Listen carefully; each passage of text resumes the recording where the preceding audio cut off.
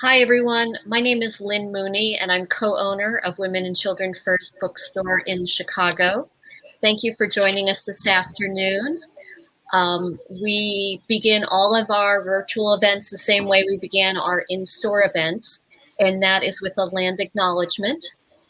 I'd like to acknowledge that the land that this bookstore stands on was unceded territory, or is unceded territory, of the Peoria, Potawatomi, Miami, and Sioux people. That taking of land was a violent act that destroyed people and culture going forward and back, and that almost all of the work to make amends for that is still to happen. I encourage everyone to learn about the rightful owners of the land on which you are this afternoon, and there are important sites online for you to be able to do that work, and we encourage you to do that. Again, thank you from Women and Children First for being here this afternoon. We're here for an event with The Girlfriend of My Ex-Girlfriend is My Girlfriend.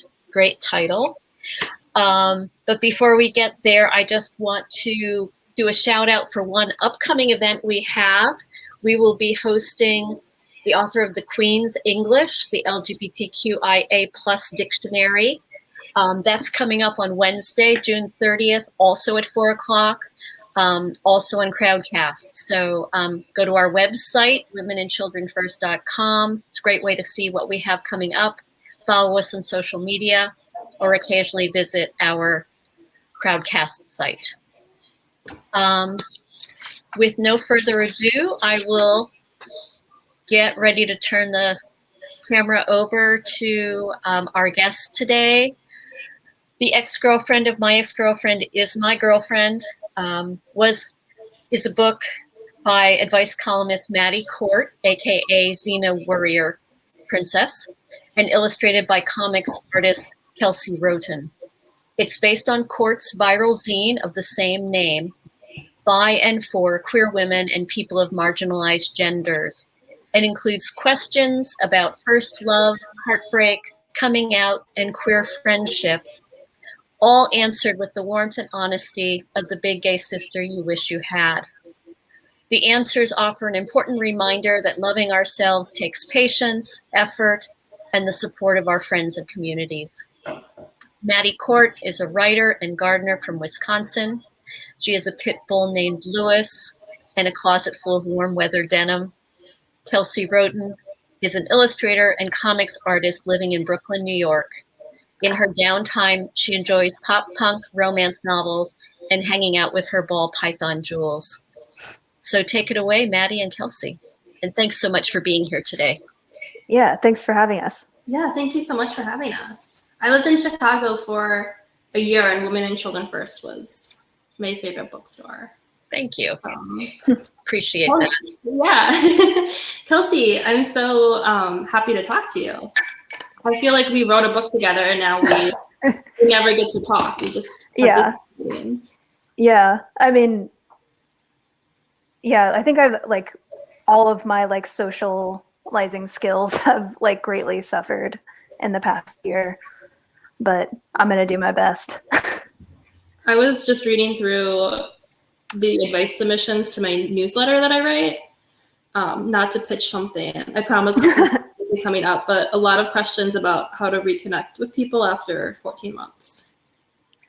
Yeah, I mean, especially whenever you've had really serious and huge life changes in the past year or so, because I know a lot of people have had, I mean, it kind of almost forcibly had to take a critical look at their existence, just staring in the mirror for 14 months because you have nothing else to do.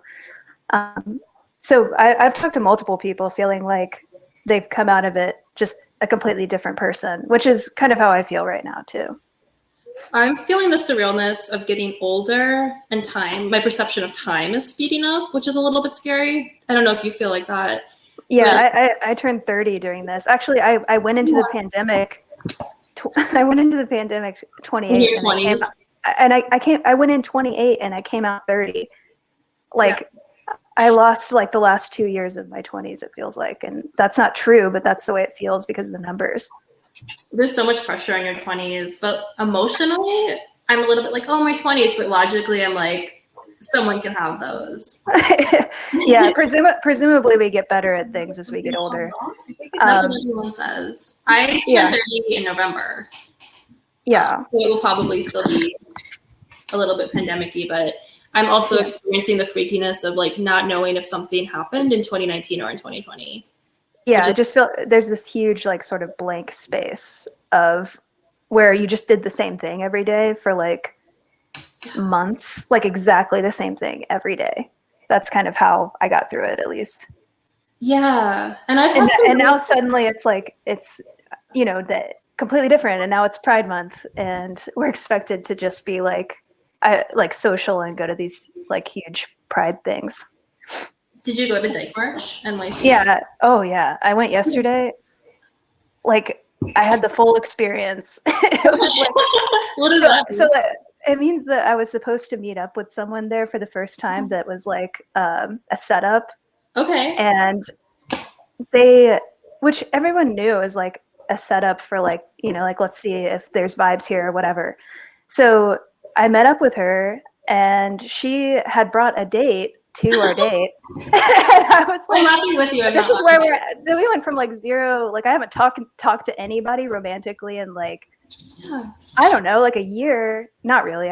Well, like at least 7 months. I haven't talked to anybody romantically. And now I'm happy to like talk to someone who has brought a date to a date. And I'm like, I don't know what to do right now. And on top of that, the person they brought the date was like very possessive, like very like physically possessive of, it was like, I don't know.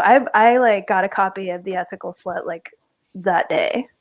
Like I'm serious. Like it's on my nightstand. I'm like, I got to figure out how to date in 2021. Like I don't know how to do it. I haven't dated since 2012. Well, I don't think that sounds good. So no, I'm not going on another one. You left your apartment for the first time in 15 months, and you were immediately triangulated. Yeah. Yeah. Okay. A little bit. Yeah. It was wild. So I'm still a little frazzled from it, if we're being honest. That's what's on my mind today, which is like, there were a lot of questions like that in here. In the book that we wrote. Yeah, in the book that we should talk about. Yeah. A lot of questions about like open relationships and how to deal with them and when to open and when is opening a relationship just like, I think you referred to it as a chill way to break up. Yeah. Yeah. A lot of when when lesbians, instead of breaking up, just do an open relationship and see other people because they think that would be less painful. Yeah. Yeah. And it is not. Ever. Yeah. Yeah. Questions about people trying or forays into open relationships, and also questions about like just insecurity around like age and like normal sexual experiences that you expect to have by like a certain age, which when you're actually behind the scenes and reading all the submissions, it's always like, I'm a huge freak because I'm 35 and I've never done this thing, or I'm a huge freak because I'm 19 and I've never had these experiences. And I'm a huge freak because I'm 27 and I've never, and then you're like, oh, actually, like everybody. Yeah. Everybody feels inexperienced and like a huge weirdo. Yeah. Like that you're supposed to just know how to exist or something like that. Or that everyone around you knows how to do it better than you. Yeah. Or that everyone is having these like incredible sex and dating experiences and always knew they were gay. Yeah. Yeah. Which is, of course, I don't know if there's like, I wouldn't say it's all just someone having insecurity about their sort of personal experience, but I do think there's also a lot of projection as to like how to be like this, like super cool, popular, like queer person, like especially whenever people have moved to major cities, which is a lot of things that were covered in the book as well. Like how do I, start my, super cool and like fantastic, like queer existence now that I live in a major city. Yeah. And then what happens is, even when you live in like Minneapolis, there are these weird little like micro celebrities where it's like, oh yeah. And I'm just gonna like pick a random name, and someone in the audience is gonna be like, "My name's Riley," but like everyone's like, "Oh yeah, like Riley who fucks everyone and like yeah, has the coolest apartment and like their roommates are cool by proxy." Like all of these things that are a little bit high schooly. Yeah, they really are. Like even at like something, because New York is like, it's a pretty big city. Mm-hmm. At something like yesterday, like there were celebs. I was like, oh no, that's like, I just saw like a celebrity, like, and the thing about like people who are like the niche or like celebrity things, it's like literally like one of them was getting carried around on people's backs. Oh. I was just like, this is too on the nose for me. Like I don't know. It's okay to be like shy and gay, Yeah. Like I'm saying this because I have to tell myself that all the time. I'm like, I don't know how to like, I run into some issues, like especially whenever I was rereading this book for since it's been a while since it came out, a lot of the questions that really resonated with me were like that. There's the one about like your ex being a social butterfly and was kind of your entryway into your queer community. And then now that you've broken up, you like don't know how to interact with others / you don't want to see them at every event because you will. Yeah. Like, even though there's like, 8 million people here, the same however many go to all of the events. Like I've definitely seen people multiple times, and you think that's not possible here. And it's almost like comforting that it's not possible, because if you make like a huge mistake or super embarrassing, you're like, oh, I'll never see that person again. And then you see them again. And you're like, no, that's not supposed to happen. But it does force you to, I think, make amends with people and hopefully not treat people as disposable. Yeah, because everyone knows everybody. Yeah, I don't think I've ever had a problem with that personally, but I do like sometimes wish that you could have one inconsequential interaction to like practice, but sometimes it's just not possible. Maybe that's what your 30s are for like less emotionally loaded hookups. Yeah, I mean, I'm gonna do my best. Yeah, I mean, I already got my feelings hurt, and I've been trying for 5 minutes. Yeah. It's you build up that's your first COVID shot, and you need the second. Yeah. For the full immunity. Yeah, but I was the person to be like, I don't think that this is a good idea. Usually, and I think establishing a boundary with someone instead of trying to force something is always going to be good. Mm-hmm. Yeah, often the answer that I have to a question that comes in is you should break up. Like, yeah. The thing that you're describing sounds really hard, and it sounds like you just have capital D differences. Yeah. And like maybe you can make it work in a situation where like you're both trying so hard. Yeah, it would have to be like 2 enthusiastic yeses to the situation to try and like be like, okay, well, we're both really, really caring about trying here. And if either person isn't, there were some questions that, I mean, there was I always think about that one question that didn't make it in the book with the, what was it? Polyanarchic, and how do you even say it? It was like anarchy plus polyamory. Yeah. So like I am poly, but I don't rank. There are no rules. Yeah. Which I'm just fucking. Yeah, which maybe works for somebody, but you would have to be with another person who felt the exact same way. Yeah. You also like can't just say that like you're poly without talking to. Yeah. The people who are actually dating, like it doesn't work like that. Yeah. I've never read The Ethical Slut, and most people know about like polyamory comes from Tumblr, but I feel like the questions that we get that where people identify themselves as poly as opposed to like open relationship, which I think is more normal, are always like unhinged. Like it's just like like this person like slept with my sister. Is this the question where someone slept with their sister? There was one, I don't know if that was that question, but there were multiple questions about like poly relationships, which I think is like something that, you know, as we like explore these books more, we probably will have to interact with more in the next one. Yeah. But there was one where that's in the book where somebody like had a threesome with their best friend, and then their ex best friend. Yeah. And they didn't really include like if the ex best friend was an ex best friend because of that situation. But yeah, there are a lot of like managing multiple relationships that are all like super important to you at the same time. That it's just, I don't think that, or much like maybe like a lot of existence, whenever you start to recognize yourself as like a queer person, you start to, you know, sort of question all of the things you've been force fed from birth through like socialization.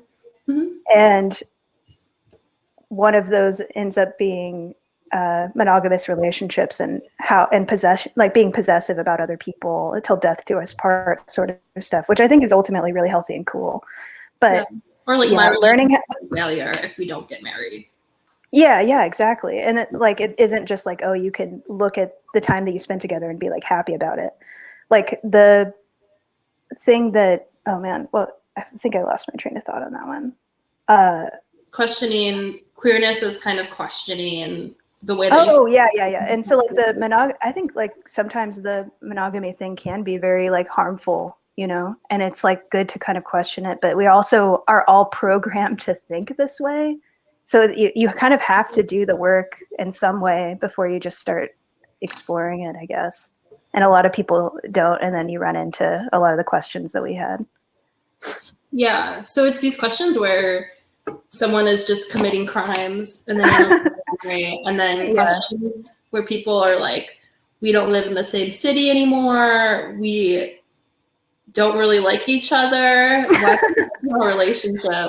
And I see my friends do that all the time where they're like, this sucks, like let's see other people, which I think is such ill-advised advice, but I don't know.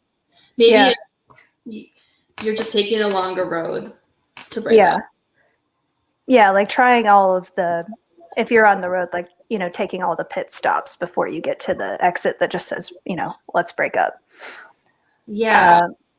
I mean, there was like, I don't know if you wanted to read the question or not, but there was that one long distance one, if we wanted to do an example, but we don't have to do it right now. I don't know. We can totally read it. What page is that on? Well, are you talking about this one with the I am newly in a long distance open relationship with someone I used to see practically every day? Yes. Should we read that one? Do you want to read the question and I can read the answer? Okay. So it's on page 48. Perfect. For everyone following along at home. If you're following along at home. Songbooks to page 48. And then whenever, you know, at the tone, turn the page. Yeah. So question. I am newly in a long distance open relationship with someone I used to see practically every day. It's been tough as it's my first long-term, long distance and open relationship. We're on the same page about open relationship stuff, but nothing has happened yet. We got into our first phone fight about unrelated friend drama, but basically I'm worried about communication. I feel that I am a good communicator, but I have a harder time sorting through my feelings and knowing what my boundaries are. I have a harder time knowing what my boundaries are than my girlfriend does. When I'm upset, I interpret things she says differently than the way she means them and work myself up into getting more upset. I'm worried that might get difficult in an open relationship when things do happen with other people. I want advice on communicating in long-distance relationships and practical communication skills that might help if you happen to know any. L23. All right. I always feel a little bit like Carrie Bradshaw. I couldn't help but think like. Yeah, I'm asked to do it so infrequently in the pandemic world. So here's my answer to that question. Your relationship is transitioning from same city to long distance and from monogamous to open all at the same time. Honestly, I'd be surprised if you and your girlfriend weren't experiencing some strain. When you misinterpret your girlfriend's words, are you using conflict as a defense mechanism? Are you instigating fights because you're worried she might hurt you? The first time things happen in an open relationship can bring on some intense feelings of jealousy, abandonment, and rejection. It's normal to feel apprehensive or scared. A lot of people discover over the course of their first open relationship that they're okay with monogamy in theory, or non-monogamy in theory, but not in practice. That's personal. So you asked specifically about communication in long-distance relationships. I have been in several LDRs, and my number one tip is to shore up your communication. Instead of texting constantly throughout the day, schedule FaceTime or phone sessions. This doesn't have to be a strict, unmovable appointment. If something exciting happens and you want to text your girlfriend, you should. But by being a little bit more intentional in your communication, you can ensure that you and your girlfriend stay engaged and present in your daily life. It's so funny reading this because I'm in a lot and we like text throughout the day. Like you're like maybe I should listen to I'm like reading it, and I'm like, no. I mean, that's my experience with the book too. I have like having a break from reading it for a while and then coming back to it. I'm like, oh man, like I am like doing everything wrong. Like this is right. Like this is totally like, you know what I'm. Yeah, but I'll let you finish. I don't want anyone to feel like that because I wrote this. Well, it's not like a wrong, like as in like a sort of self-deprecating wrong. It's like an alternate perspective that like puts something that I didn't see, even though it's right there, like in front of my face, being like, oh, like that's what's happening. It's actually not this huge, complicated, impossible thing. It's like what's happening is like, you know, whatever, this person isn't communicating in the same way that I do, and it's, you know, frustrating or whatever. Yeah. And to our credit, my girlfriend and I do have days when we're both super busy and we'll just say like, let's talk tonight. Yeah. Because it's too much work to try and like constantly be texting somebody like a running monologue of like, I'm at the grocery store and like my mom is even though you like really want to though, like you want to be like, oh my god, like yeah. But the other thing too about texting, and this might be something that like early like what pandemic relationships as well as long distance relationships have in common is that you can't like read a text's facial expression or intonation. So you end up like, if you don't schedule things like what you're saying here, like you're gonna run into issues with communication and not knowing what the other person meant. Yeah, that and people just dropping off for 5 days, which is so human and understandable, but can be kind of a shitty experience to be on the other end of. Yeah. So then the last thing that I said to this person is when you love someone who lives far away, there's a lot of pressure for your visits to be fun and sexy. Travel is expensive, and no matter how much you want to see each other, scheduling can be stressful.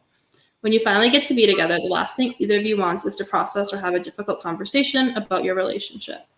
As a result, there's a tendency for all your pent-up feelings to explode once you're apart. The best way to prevent this is regular scheduled check-ins where you talk about the health of your relationship. Also, be mindful not to build a mystique around your girlfriend now that she's far away. She's the same person. You're the same person. You're both just people doing your best with a lot of change. Yeah. Oh, thank you. Great job doing our popcorn reading.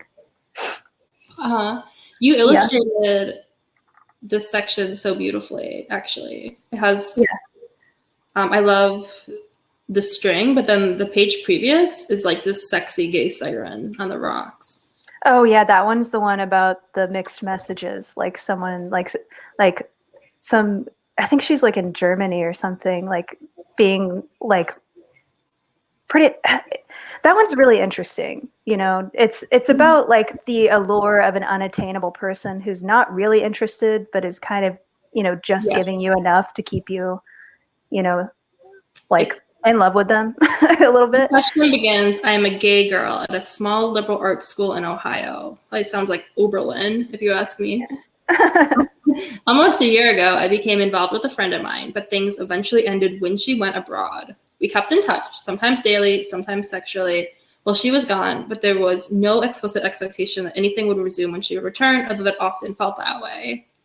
When the school year started, it became clear through friends that she had a long-distance boyfriend from abroad.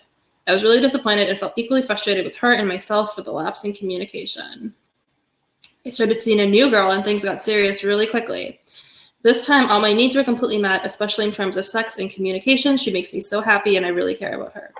Of course, I feel like a complete clown because I can't stop thinking about the girl who went abroad, who has given me close to nothing for nearly a year, was generally shady. Yeah, that's when I was in college and like even in my early 20s, I was like, please just like be mean to me and like dismissive.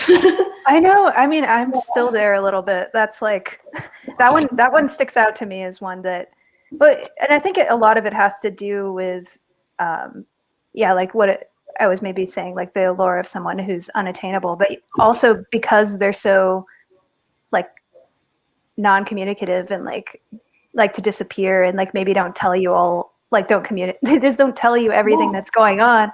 You start like filling in the blanks in your head, and then inevitably the way you fill the blanks in your head is either going to be the way that hurts you the most or the way that satisfies your fantasies the most. And either way, it has nothing to do with reality. And it's just, and I think that's why I was like thinking about like the sort of siren song aspect, where it's like this really alluring thing that ultimately like wrecks your life, and everybody kind of does it, you know, like everyone's susceptible to it. Totally. Yeah. And I mean, how many movies have the plot of this person is like mean to me, so I need to win them over? Oh yeah, like I mean, if anybody's read any fan fiction, it's like enemies to lovers is like the one of the top like subgenres. It's just like I don't know, it's a fantasy everyone has. It's really popular. Even though those people they're not like enemies, but they definitely like have a contentious relationship where there's a lot of unresolved conflict. Yeah. I think the word unresolved, the way that I always imagine it is like when you have like so much space in your brain, right? You can only like, scientifically it's proven like you can't have friendships with more than like 200 people. It's just like too many people. Whoa. It's just like, I don't think I can have friendships with more than 5 people. Yeah. Like after the pandemic.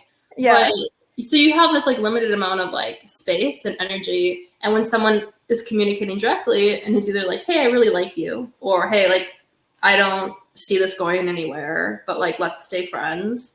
That's just like a little drop in the bucket. Your brain is just like, okay. Yeah. But when someone is like hot and cold, or like ghost you, or like leaves and then like is really into you some days and not into you other days, it's like one of those like pills that you drop in and it just like becomes like an expandable dinosaur or something. Yeah, it's like a sponge. Like a sponge. Because your brain is working overtime trying to decipher what someone is saying, and you kind of have to be wise and be like, this is bullshit. And all of the bullshit just means like, I don't know. It's just no, but and just like sheer amount of time spent, it is like what you're saying, like even if the time is like mostly bad, it's like just devoting that much time like gives you so much more attachment to like that thought of that person, you know. Oh, absolutely. So whenever I get myself caught in like a loop of like wondering like what, you know, X person who doesn't know I exist is doing, like I try to like get myself out of it in whatever way that, you know, makes sense to me at the time. Yeah. I think it's hard when you're also an artist or a writer professionally, because your job is to think. Oh yeah, your like fantasy impulse is like what kind of pays the bills. Like so I don't know. I mean, okay, like I won't say whether I've actually done this or not, but like sometimes the like sort of fantasy relationships that you have with people that they don't even know about are great material. Really? Yeah. That's what I think, at least. Well, and it's kind of a healthy way to work through it, I think, sometimes too, because it's like not putting pressure on a person who actually exists to fulfill this sort of whatever it is that you come up with in your head. And when you have a crush on someone, you're going to kind of imagine yourself with them, or you're going to think about them and like, oh, what are they doing? Like, what would they think about this? That's just what it means. Yeah. So if your whole job is also making things up, creating worlds, it's so easy. And no one is there to direct you, because we're like underpaid millennials who Yeah. do everything ourselves. Yeah, I mean, you just have to like you kind of cultivate this internal critical voice that's actually super harmful ultimately. That's just like that's not good enough. That sounds like something you read, in 2002. It's derivative. But yeah, I think that's like another. I don't know. I find myself whenever I'm like flipping through the questions in this book, like one of the things that kind of stands out to me is like a lot of people kind of deal with those internal voices that are very conflictory, and almost all of the time are never about what the person who's asking the question actually wants. It's always about like what the other person that they're worried about expects of them. Yeah, or like how can I play three-dimensional chess so that nobody in my life is inconvenienced or hurt? Yeah, and yeah, and it's really like on. It kind of just it makes you kind of exasperated a little bit because you want everyone to like feel confident enough in their self and their like sort of like that they don't have to like take less than what they want, or like alter themselves to get someone to love them. I mean, it is like an advice book, but I found that was something that kept on like coming up a lot, and I don't know. Yeah. No, it's so real. And people are so convinced that, like we were saying at the beginning of the podcast, that like everyone else has it figured out and they're the only people who feel overwhelmed. Yes. And I guess that comes down to like not being able to feel supported or encouraged sometimes. Because if you're assuming that everyone else already knows what to do, and to the point where you are like radically behind or something, like you probably aren't going to ask for help because you don't want people to know that you don't know in the first place. So we don't know like where to go to ask for help. Yeah, and that's probably why just sort of like just through a natural process, that's what kind of questions ended up in the book a lot. Yeah, and how I started getting questions was now on Instagram, like I pretty rarely post pictures of my face and I don't like want to share things about my life as much. But when I was younger, like that really was the kind of web presence that I had. And definitely on Tumblr, it was very like, this is like, I would feel hungover some mornings because I had just like overshared so much on the internet. Oh yeah, like social hangovers are real, especially, and I'm betting a lot of people are experiencing them now for the first time, maybe. Maybe. Yeah, because it's sort of like if you, I don't know, like went to the gym or something before the pandemic and then tried to do the exact same thing now that you could go back again, you would just, get severely injured. Like that would be just like what would happen. And I think that maybe with socializing, that's something that can happen too, if you haven't done it in, over a year. Oh, I fully believe that. Yeah, I had my first socializing hangover right at a few months ago. It was like weird. It was exactly the same as a regular hangover. Like, it was weird.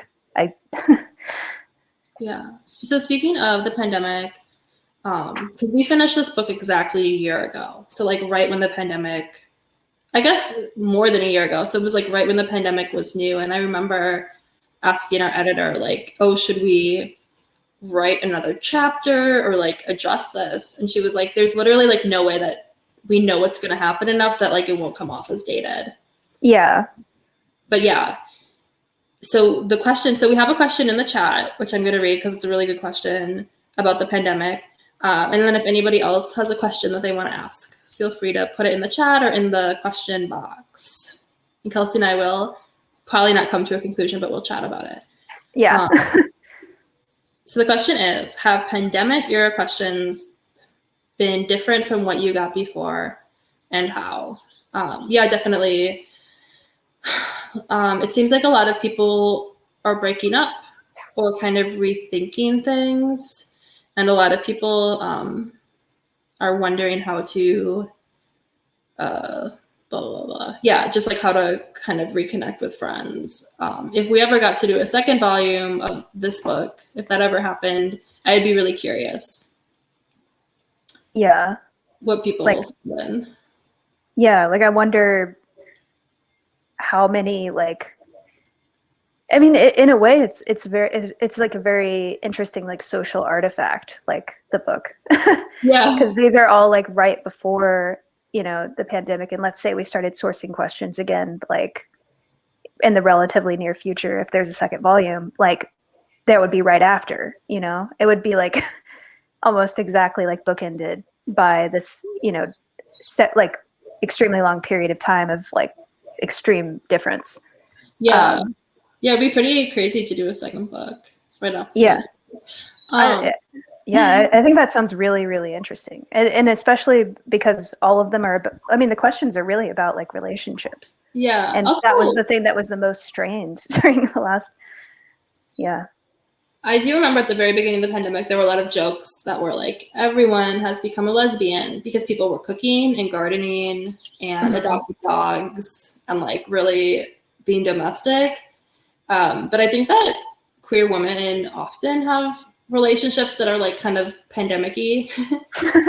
Like they're long distance. Like, yeah, you just kind of like merge, coalesce with somebody if you really like them. Yeah. And have your like 72-hour first date and stuff like that. Yeah, the date like you've been socially distancing for 2 weeks in order to see each other. Yeah, I mean, and there were like a lot of couples even that like weren't queer that just kind of U-hauled at the beginning of the pandemic because it was either that or not see them for months at a time. Yeah, or people slept with their roommates, which also that actually will probably be if we were to start sourcing questions like tomorrow, I'm betting like we get so many of those. Like that just seems to be the move that a lot of people who in any other situation would know not to do, like did during the past year. Like we all know someone who did it. And I don't know about in your case, but like they're all broken up now. Yeah, that's I heard a lot of people sleeping with roommates, and then a lot of like crazy roommate drama because like some people were taking the pandemic seriously, some people weren't, some people were having guests in the house. Like, I was very grateful to not live with roommates during this time. That's very true. Like you kind of start to see like where like kind of almost like behind the curtain on how someone's brain works whenever you're forced into a crisis situation with them. And a lot of times you're not going to like what you see because I don't even think you're ever supposed to know that with a roommate. Maybe I think you're just supposed to be like good, like have a sort of stable like household connection. Like, do you take out the trash? Do you wash your own dishes? Do you clean the living room when it's your turn? Stuff like that. Not like, how do you respect like human lives that aren't yours? It's like really deep stuff. That is interesting because I actually was just working on my newsletter, the Xena Worrier Princess newsletter, and another theme of questions that just came in was like, I don't know how to get along with this coworker who is an anti-vaxxer. Oh boy. Because you are not going to get along with everyone that you meet. Like, of course you're not. And sometimes you do truly just have to live with somebody. You just have to like get through the shift with them. But now, I don't know. It's just like, things are just much harder to kind of ignore and like dismiss as like different opinions about ice cream. Yeah. Yeah, I think everything is so extreme. And you could be so selective about who you spent your time with too for a while, unless you were forced to not be selective. But like now it's like you're going to be around those people that you kind of don't like that are in your circle again, even though you didn't have to see them for a while, and it's kind of more annoying than you remember it being. Yeah, and that's just life, is spending time with people that you don't like, and that makes you hopefully like appreciate the people that you like love more, but you cannot just like control everyone who comes into your bubble. Yeah, well, we could, and now we can't. The pandemic. Yeah. Some people have really thrived during this time. I mean, I was one of those people. It's actually kind of, I mean, if I wrote in a question, it'd probably be something along the lines of that, like, everyone around me is so glad that things are getting back to normal, and like, I kind of miss not having FOMO all the time because I just don't have energy to go out as much as other people do. Yeah. So you sold 2 books during the pandemic. Yeah. I'm working on 2 graphic novels. Both of them have been announced now, so I can actually talk about like their titles. So one of them is called Eden 2 through Fantagraphics, and it'll be out, I think, we're thinking 2023. And then the other one is like my sort of pop punk emo coming of age story called Everyone Sucks But You, that will come out through Holt in 2024. Oh, what? I didn't think I heard you. Is it sucks spelled with an X? Or it's spelled with an X. It has to. Okay, yeah. I think I want to like see if I can put, like the MySpace little X, big X. I want to like put those in the actual title, but I don't know if that's like smart. It kind of like looks weird because there's already a huge X in it. You're the artist. Yeah. That's so cool. I think that's like incredible. You're an incredible artist. You're definitely my favorite living graphic novelist. Living. You're wonderful. Yeah, I love Kelsey's book Cannonball. So I'm so excited for more. But I think that seems like a good way to ward off FOMO, is to just be like so overwhelmed with work. Yeah, but that is like, I don't know, like finding solutions to sort of spiritual problems. I don't know if I want it to be like, work yourself, just continue working, go back to work if you're sad, like, I don't know. I'm trying to figure out like what. Make more work. But if anything, like because of this sort of long period of time where I didn't have to worry about like saying no to things, because it's like if you're like an introverted person, you want to say no to things, but you don't, because you don't want people to forget about you. So during this like past year, I didn't have to worry about that. And then I got used to not having to worry about it. And now I'm back in the seat of like having to choose when to say no and be very like mindful and selective about that.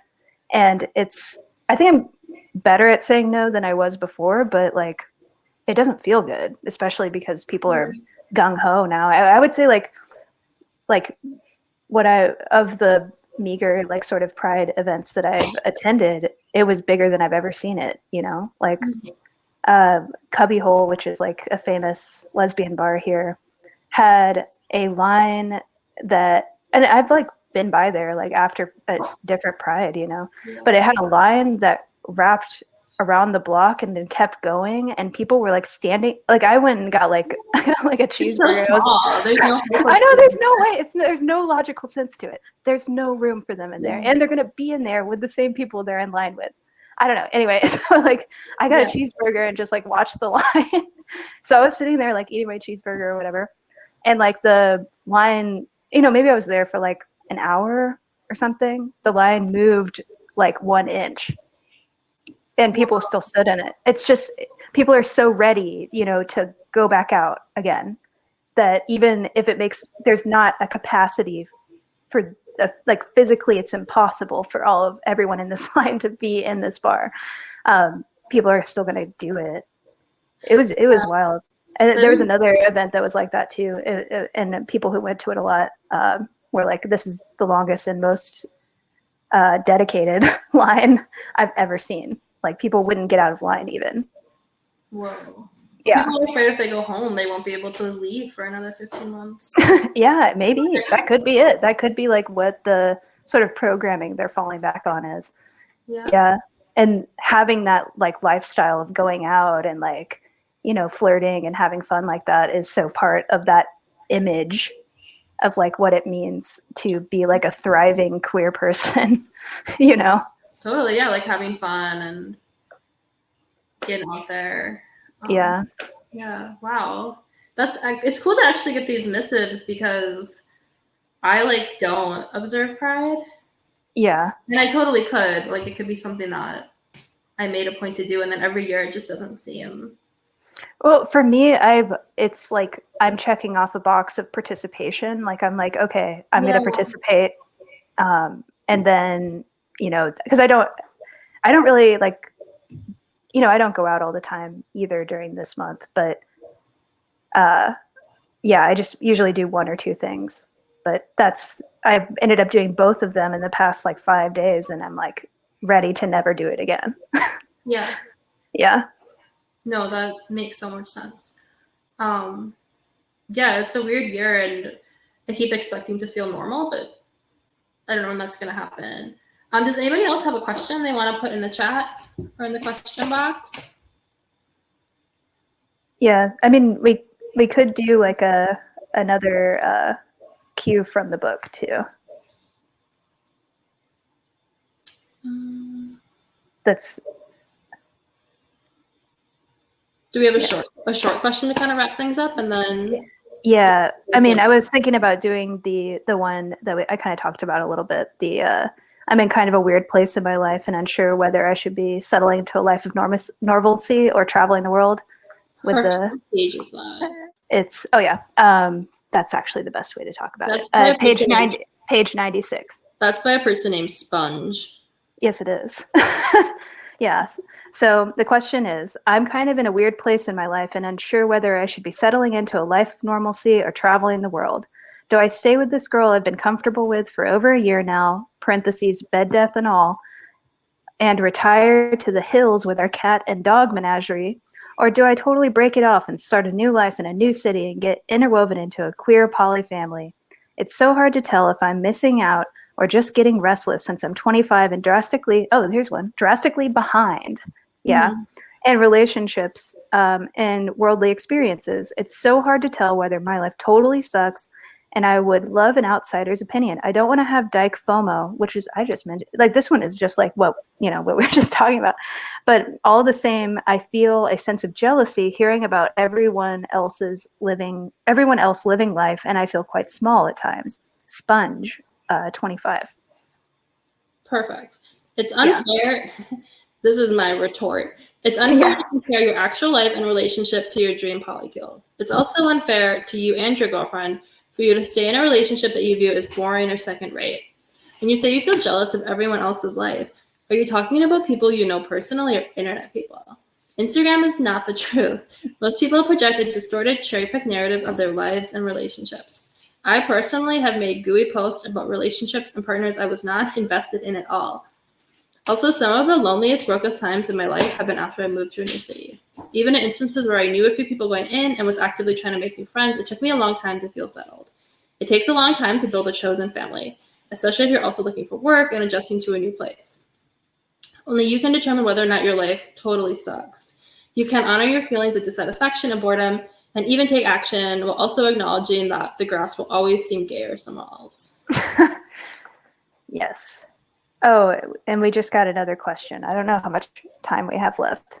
We have, I think, 5 more minutes. Yeah, so maybe we can answer that. How did the two of you end up working together? Well, we met on Instagram. Yep. And we're just friends for a long time. Yeah. And I knew of Maddy's zines and had like a really, almost like what we're doing right now, relationship with them, where just sort of like reading question and answer with friends, and either like really, like super relating or like sort of like bemoaning the situation. But yeah.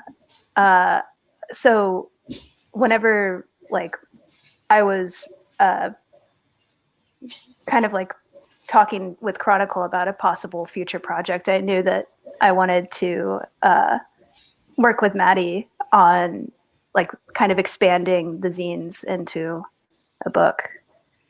Mm-hmm. Yeah. We had a lot of kind of magical things happen. Like I wrote a story for them.us. Oh yeah. And then just by happenstance I illustrated it. And then a lot of our contributors also sort of like coalesced at that project from them too. But yeah, I think that's pretty much how it all started. Yeah, I love working with Kelsey, and immediately I was like, yes. Yeah, it was just like a really cool, like, and then we kind of got to like expand the like kind of logistics of how you were operating, like your like question gathering process. And we had to, there was actually like a lot of new kind of like stuff to navigate whenever you actually are printing, like printing like people's questions and stuff like that. That was kind of interesting. You have to have everyone sign a release form. Yeah, you had to sign release forms, and you couldn't just like, you know, DM a question. It had to be like this very like formal process, which ended up working out. You know, we got like several hundred questions that we had to kind of go through.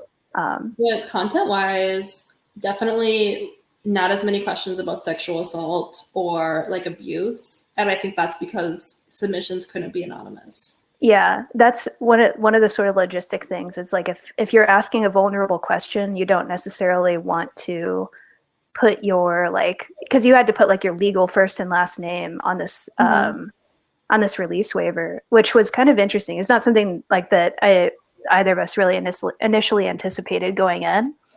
But yeah, it was a trans people that like having to use like a legal first and last name, like that does make it inaccessible to some people, which we like tried to push back on it, but there's just not a workaround, and like a book is a lot more formal and it's a much longer process. Yeah. So like with my column that I write, I'm so sorry, I'm trying to like promote myself. I'm doing such a bad job with my newsletter on Substack. I do have people fill out like a form now. They don't have to sign a name, but like I do like that people have the step, because otherwise people submit questions and then DM me, which is the worst way to get a hold of me. And then me to be like, I want to retract that question, and I'm just like, no. Probably like I can't be responsible for like your personal life falling apart. It's too much work. Yeah, well, I think one of the things we did, we like changed all like the names and stuff are changed, and then also I'm betting like because there's such a long publishing, like publishing has such long deadlines or timelines. Yeah, it's like most of the people in this book, like there's some sort of resolution to the question that they had in mind. However, even though that's probably the case and like their individual situations, a lot of the questions we picked were because they had like a sort of bigger like connotation, or they were asked like a bunch of times, rather than like, this is a very specific situation. And even though it's like really fun to like read about or whatever, it might not, you know, necessarily resonate in a year. Yeah, and I hope that when people are writing the question to me, they're also talking to other people. It's not as literal as like getting help. Yeah.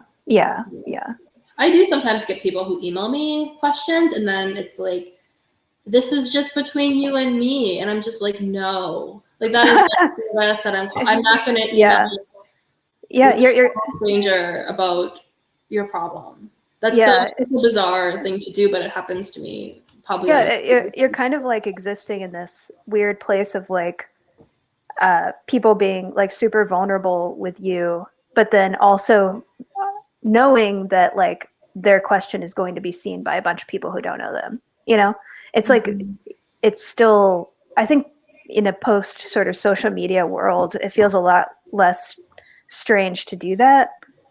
So a lot of more people are probably like, oh yeah, like, you know, it's no sweat or whatever. But like, it kind of is kind of wild, you know, to think like a bunch of people are going to be reading my personal problems in a few months or whatever. Yeah. Have you ever submitted to an advice column, Kelsey? I don't think I have, and that's because I get so like secretive about things, and a lot of times I just feel like it's all my fault, so I won't, you know, I'll just be like, I'll figure it out. But yeah, I mean, no, maybe that's not 100% true. I mean, I use like Reddit and stuff, where you can go on there and do like full anonymous question asking. I feel like a lot of Reddit is, I mean, you can like use that advice however you want. You can like Yeah. It's not always going to be the best at giving you advice, but if it's like something really like straightforward or just a way to vent or something, I do use it for that reason. And I think maybe there are some questions that come into this that are just vent questions too. Well, you're getting responses from like random people, which could feel in some ways safer than like, oh, this advice columnist who I think is cool. Yeah. And the random people are usually, depending on like whatever board that you're on, are going to be like more sympathetic to your point of view. Mm-hmm. So you're almost like going to this place where you know someone will understand you and trying to get like a perspective on it. And then whenever you get like a perspective you weren't already expecting to get, it can be a little jarring. But I don't know, like usually if you get a Reddit response that's just like, I just stumbled across this board, let me tell you about my life. It's like the time I got sex trafficked at a city park and you're like, what? Yeah. Okay, that's super interesting. I don't know. I guess one thing I did in the pandemic was I became invested in this Canadian mommy blogger. And I wanted to talk about her videos, which have nothing to do with my life.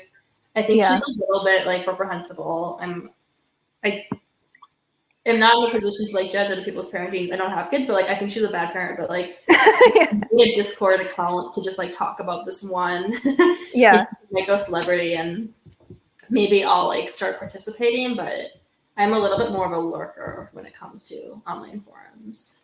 Yeah, I'm definitely. I only show up to post and then leave. But that's kind of how I'm trying to be with all social media, though. Honestly, I don't need to be there all the time.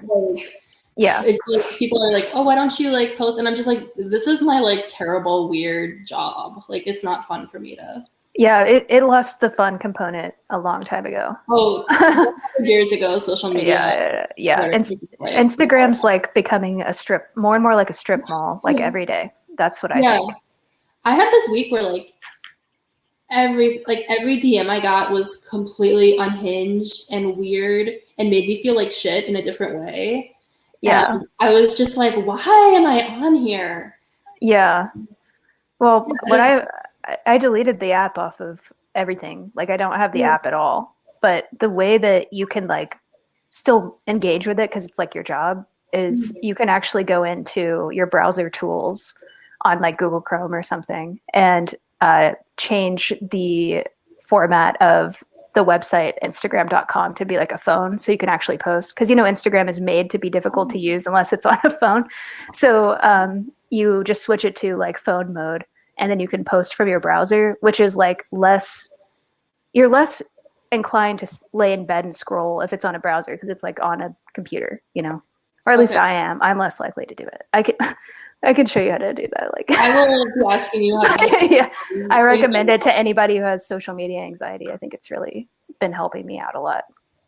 Cool. Well, is this a good place to wrap up and to say thank you so much to Women and Children First Bookshop for hosting us? Yeah. I don't know. What do we... What?